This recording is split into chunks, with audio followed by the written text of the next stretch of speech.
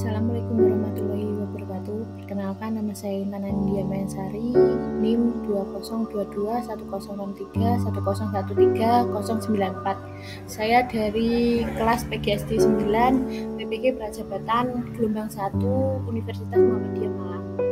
Di sini saya akan menjelaskan tentang jurnal refleksi mata kuliah prinsip pengajaran dan asesmen yang efektif 1 di SD. Yang pertama, review pengalaman belajar. Saya mempelajari salah satu prinsip yang harus dipenuhi pada saat membuat perencanaan pembelajaran, yaitu harus disesuaikan dengan tingkat capaian dan karakteristik peserta didik. Prinsip kesesuaian perencanaan pembelajaran dengan tingkat capaian dan karakteristik peserta didik menunjukkan bahwa seorang guru harus memahami sejauh mana tingkat capaian peserta didik. Sementara itu, prinsip kesesuaian perencanaan pembelajaran dengan karakteristik peserta didik mengindikasikan bahwa seorang guru harus mengenal siapa peserta didik yang akan ia ajar. Dalam suatu kegiatan pembelajaran terdapat proses interaksi peserta didik dengan guru atau pendidik dan sumber belajar pada suatu lingkungan belajar.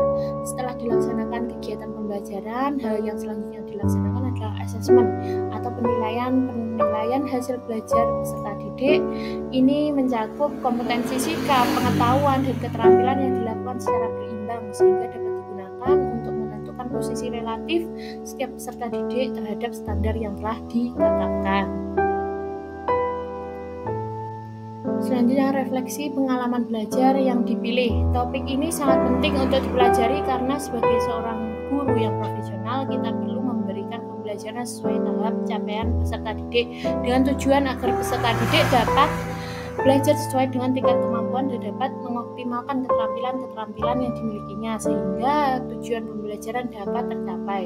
Dengan mempelajari prinsip serta strategi pembelajaran tersebut dapat membantu mengidentifikasi karakteristik peserta didik yang beraneka ragam sehingga guru dapat mengetahui kemampuan awal dan gaya belajar setiap peserta didik yang dapat membantu guru dalam memberikan treatment ataupun perlakuan sesuai dengan tahap capaian peserta didik. Cara saya dalam menghadapi dan mempelajari topik ini yaitu dengan mendengarkan dan memahami apa yang disampaikan oleh dosen, kemudian mencari lebih banyak referensi dari berbagai sumber dan menganalisis informasi yang didapatkan dari beberapa sumber tersebut yang kemudian dapat saya diskusikan dengan teman satu kelompok atau ketika berada dalam diskusi besar di dalam kelas.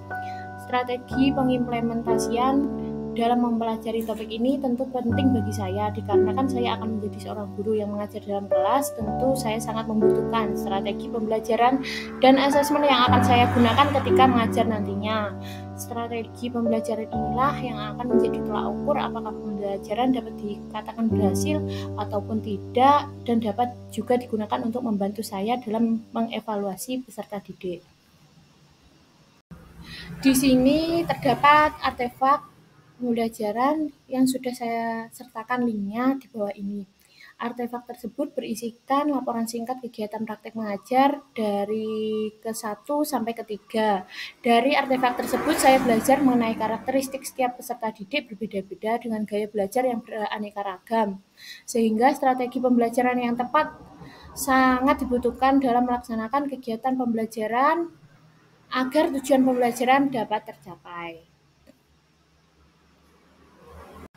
Yang terakhir, pembelajaran bermakna atau good practice. Setelah saya mempelajari topik ini, saya menjadi bermakna, paham, dan mengerti cara menyusun strategi dan good assessment dalam pembelajaran paradigma baru yang praktis, baik dan benar sesuai dengan keadaan peserta didik.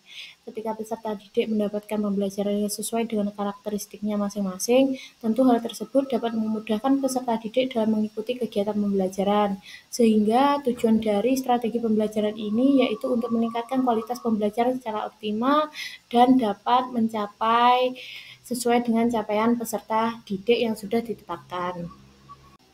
Demikian tadi presentasi dari saya. Apabila ada kurang lebihnya mohon maaf. Wabillahi taufiq wal hidayah. Wassalamualaikum warahmatullahi wabarakatuh.